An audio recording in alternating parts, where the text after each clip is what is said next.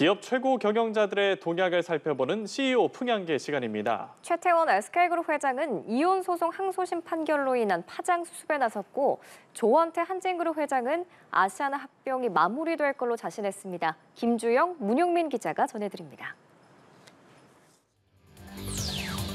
최태원 SK그룹 회장이 이혼 소송 항소심 판결 후 처음으로 공식 입장을 밝혔습니다. 개인적인 일로 SK 구성원과 이해관계자 모두에게 심려를 끼쳐 죄송하다고 말했습니다.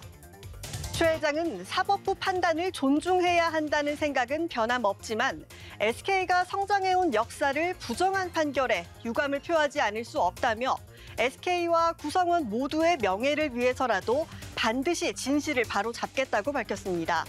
1조 3,800억 원이라는 천문학적 재산 분할 판결로 불거진 이 경영 리스크에 대해서도 언급했습니다. 최 회장은 엄혹한 글로벌 환경 변화에 대응하며 사업 경쟁력을 제고하는 등 그룹 경영에 한층 매진하고자 한다고 이 흔들림 없이 경영할 것임을 강조했습니다. 특히 반도체 등 디지털 사업 확장을 통해 AI 리더십을 확보하는 것도 중요하다고 설명하면서 향후 SK그룹의 사업 방향을 제시했습니다. 조원태 한진그룹 회장이 대한항공과 아시아나항공의 합병 승인 마지막 관문인 미국에서의 승인에 대해 자신감을 내비쳤습니다. 조 회장은 블룸버그 통신과의 인터뷰에서 오는 10월 말까지 미국으로부터 승인을 받을 것이라고 밝혔습니다. 조 회장은 아시아나항공 화물사업 매각과 일부 장거리 여객 노선 조정 등 미국과 유럽연합이 요구한 모든 걸 다해왔다며 더 이상의 양보는 필요하지 않다고 언급했습니다. 대한항공은 지난 2021년 아시아나항공과 기업 결합을 신고한 14개 필수 신고국 중 이 13개국가 승인을 받은 상태로 이제 미국만 남았습니다. 아울러 조 회장은 오는 7월 중 보잉의 항공기 30대 구매를 위한 발주를 할 계획이라고 덧붙였습니다. 정의선 현대차그룹 회장이 국내 최대 규모의 야외 클래식 축제인 2024년 개촌 클래식 축제에 참석했습니다.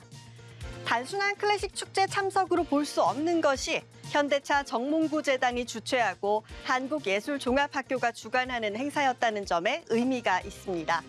개촌 클래식 축제의 시작도 남다른 의미가 있는데요. 지난 2009년 개촌초등학교 폐교 위기를 막기 위해 전교생이 참여하는 개촌 별빛 오케스트라가 창단된 데 이어 예술마을 프로젝트의 하나로 2015년 개촌 클래식 축제가 시작됐습니다. 올해는 피아니스트 거장 조성진, 백건우, 이진상과 지휘자 김선욱 등 세계적 아티스트가 한자리에 모여 10주년을 축하했습니다. 세계적 아티스트의 참여뿐 아니라 온라인 신청자와 평창 군민 14,000여 명이 관람하며 국내 대표 야외 클래식 축제로 자리매김했다는 평가입니다. 송경식 한국경영자총협회 회장이 저평가된 우리 기업 가치를 제대로 평가받게 하고 해외 투자자들의 투자를 유인하기 위해서 적극적인 세제 개편이 필요하다고 말했습니다. 손 회장은 우리 상속세제가 경영의 영속성과 코리아 디스카운트 완화에 도움을 줄 수 있도록 글로벌 스탠다드에 맞게 바꿔나가야 한다고 제안했는데요. 또 우리 기업이 불리한 세제 환경에서 경쟁하지 않도록 법인세율을 낮추고 반도체와 인공지능 같이 성장 가능성이 높은 첨단 분야에 대한 세제 지원도 더욱 확대해야 한다고 강조했습니다. 경총은 기업 밸류업을 위한 세제 개선 방안 모색 토론회를 열고 각계 의견을 수렴하고 개선 과제를 논의했습니다. 경총은 토론회의 내용을 정리한 세제 개편 건의서를 가까운 시일 내 정부에 제출할 계획입니다. 아무리 큰 대기업이라고 해도 수많은 위기에 직면하기 마련입니다. 위기를 가볍게 넘어갈 수도 있지만 기업의 존폐로 이어질 만큼 치명적일 때도 있는데요. 기업이 위기에 처하면 CEO의 고민도 커질 수밖에 없습니다. 수많은 직원들을 위해 힘들어도 결코 멈춰설 수 없는 게 CEO의 숙명입니다.